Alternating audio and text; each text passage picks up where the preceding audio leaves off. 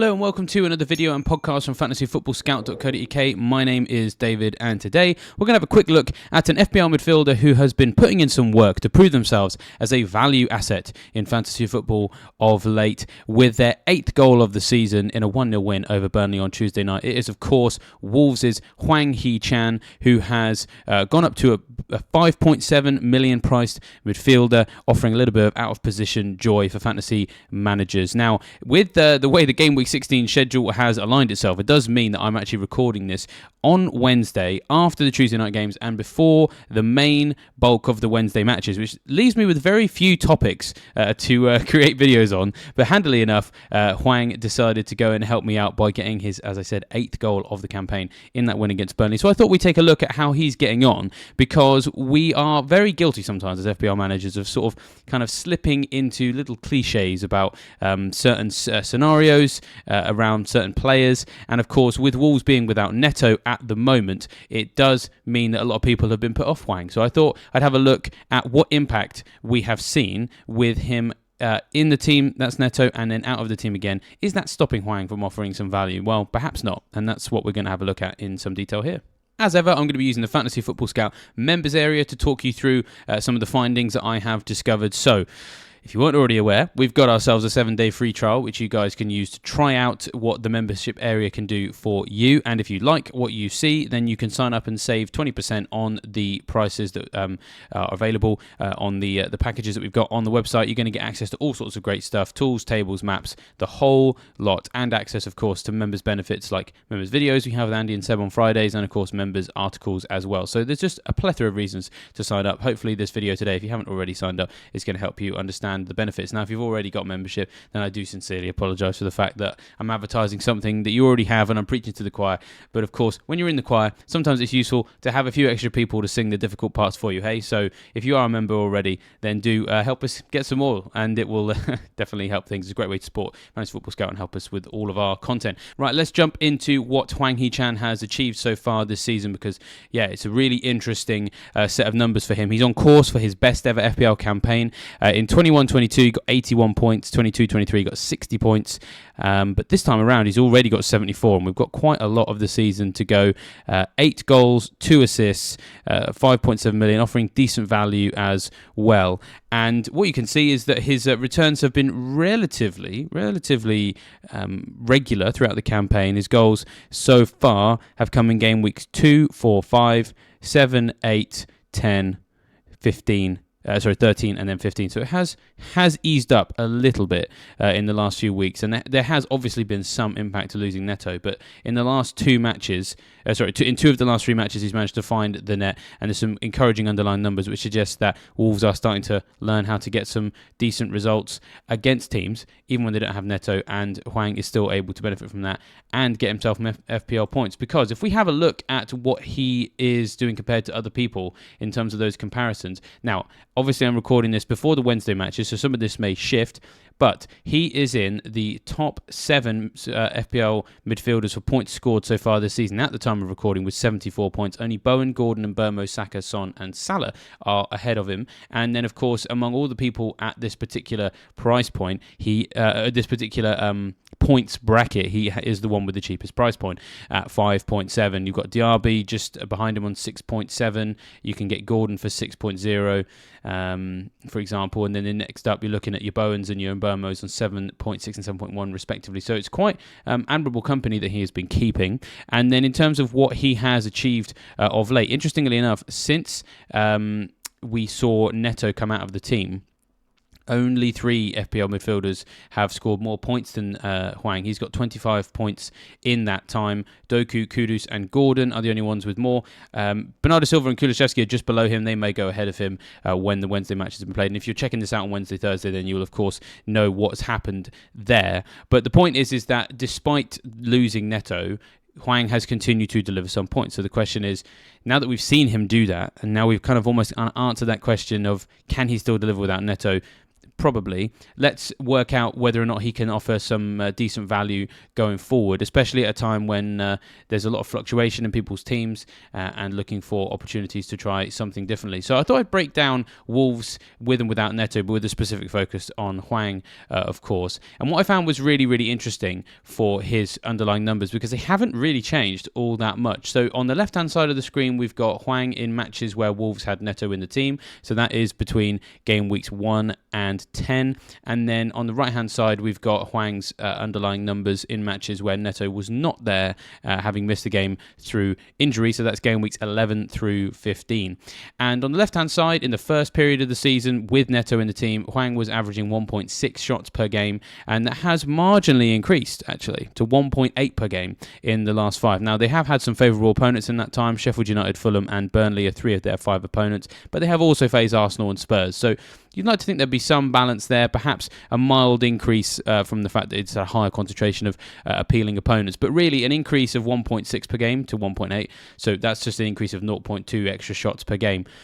It's not amazing by any stretch, but the main thing is it hasn't gone down. You know, we're not looking at on the left hand side fantastic numbers when Neto's there, and on the right hand side awful numbers when he's not, because we have seen that with some teams. We've seen it with Son, for example, with Maddison, for example. You know, in years gone by, we've all seen teams lose a key asset and then the other people in the team, their numbers drop. That's not happening with Hwang. We are pleased to see. Now, the same is true of where those shots are happening, in the sense that we've got 1.5 shots in the box per game for Hwang in games with Neto, but without him, 1.4. So it's a drop of 0.1. Again, marginal enough for us to say really that it's not really much change at all. Big chances has crept up a tiny bit, so 0.4 per game to 0.6. So that's nice to see. Big chances scored. He is a little bit more ruthless with them now, because it's 0.2 per game up to 0.4 per game in the second of those 2 periods. And interestingly enough, 0.6 shots per target per game across the period, irrespective of whether or not Neto is in the team. Now, perhaps the biggest change for Hwang is actually the fact that he has become a little bit more creative, which is perhaps as a result of losing one of the key creators. He's taken on a little bit of that mantle for himself. And yeah, what that means is 0.7 key passes per game, or chances created, they basically mean the same thing, per game with Neto in the team. It's gone up to 1 per game without him. And so big chances created has stayed the same. Assists has gone from 0.1 per game to 0.2. So it's not incredible numbers, but the point is that we're not seeing a huge change there. And what all of that means is that his points output, whether Neto is in the team or is not, is effectively the same. So in the first 10 game weeks of the season, Hwang was putting up 4.9 FPL points per match, and it's actually gone up to 5.0 points per match in the time when he hasn't been in the team. As I said, marginal enough to show that there hasn't really been all that much change. Now, if you're more of a visual observer, then another good way of looking at it is, of course, the XG shot maps, which also tell a very good story as well. Now, there is fewer shots on the right-hand side here. Game weeks 1 to 10 is on the left, game weeks 11 to 15 is on the right, and of course that's just because we've got fewer matches in the sample on the right hand side. But what's important to observe is the size of the circle. So an XG shot map, the bigger the circle, the higher the XG that chance was. If you're not into your XG and you prefer a little bit more of an organic description of shots, then basically the bigger the chance, then the bigger the circle, the lower the chance, then the smaller the circle. And whilst there are fewer shots on the right hand side in that second period, we can see that the average size of each dot is a little bit larger. Effectively, we're not seeing a massive drop-off in a healthy set of circles that show big chances coming his way. Now, of course, the question is whether or not he compares favourably against other FPL midfielders. Whether or not he's useful with or without Neto in the team is only really useful information to you if you are dead set on having a Wolves player. Now, bearing in mind there are other players in this price category, we do need to see how he's comparing against those. And it must be said the comparison's not quite as favourable as we might have liked. This is last 4 matches, and of course these numbers will shift after Wednesday's games. They won't quite be so accurate, but it is quite some way off the top for Hwang in a number of key metrics here. So just 6 shots in the box in the last 4 matches, and as you can see on the screen, there's about 15 to 20 midfielders and forwards and defenders, so just all players basically who are managing more than that in the last 4. 3 big chances, which is good enough for joint 4th best in the Premier League, and 3 on target, which is some way off your high-performing assets in that particular area with Núñez on 7. And most importantly, that expected goal involvement of 1.64, not really breaking too many records, especially compared to some of the other players in this category as well. So it does make it difficult for us to turn around and say that Hwang is necessarily better value long-term than your Gordons and other players in this position, like an Mbeumo, for example. Of course, as I said, I'm recording this on Wednesday, so it's hard to make direct comparisons. I don't want to outdate this video by making comparisons with those numbers before those guys have played. So I'm trying to keep it as vague as I can. But as you can see on the screen, yeah, he's a little bit some way off some of those guys. What is important, though, of course, is planning for the future. And what we can see on the screen right now is the season ticker from game week 16 to 21. And it is worth noting that Wolves do have the second best set of fixtures over the next 6 matches. So they've got Forest at home, then West Ham away, Chelsea at home, Brentford away, Everton at home, Brighton away. And this is specifically from an attacking perspective. Only Chelsea can offer a better ease of schedule over the next 6. Newcastle, on the other hand, second bottom, for example. West Ham slipping into the bottom 6 as well. Just kind of identifying teams here that have mid-priced midfielders we've been interested in. Brentford kind of in the middle, and of course have a blank game week coming up. So there could be opportunities for us to switch to Hwang. And as I said, we don't have to worry as much about that Netto injury as we thought we did, which is the main thing. As I always say, FPL managers, we sometimes get a little bit sucked into those kind of narratives and just assume they're true without double-checking them. And yeah, as I said, the double check is quite a useful piece of information. So that's the short-term value for Wolves. What about the long-term value then? Well, again, they do have some long-term value too, in the sense that between game week 16 and 26, they have the third best attacking schedule. Beyond game week 21, it's United at home, Chelsea away. Difficult games there on paper, but teams that haven't necessarily kept lots of clean sheets so far this season. The home game against Brentford in 24. Again, not an amazing fixture, but being at home against a Brentford side that haven't been as reliable for clean sheets this year as they were last year. Again, you could see him getting some joy there. Spurs away in 25. They may well have their best players back by then, but game week 26 are at home against Sheffield United. So there's going to be ample opportunity for Hwang to do the business in that time. Netto is not far off a return, it's worth saying. So it's even possible that with his return to the team, there could be some improvement. Although bearing in mind that Hwang hasn't actually dropped off on his underlying stats since Netto left anyway, maybe it doesn't make all that much difference. But the point is there's still definitely reasons to consider him. Those underlying numbers, they're not amazing, but there's a little bit of overperformance here that could maybe be indicative of someone who can overperform and make a career out of it, perhaps.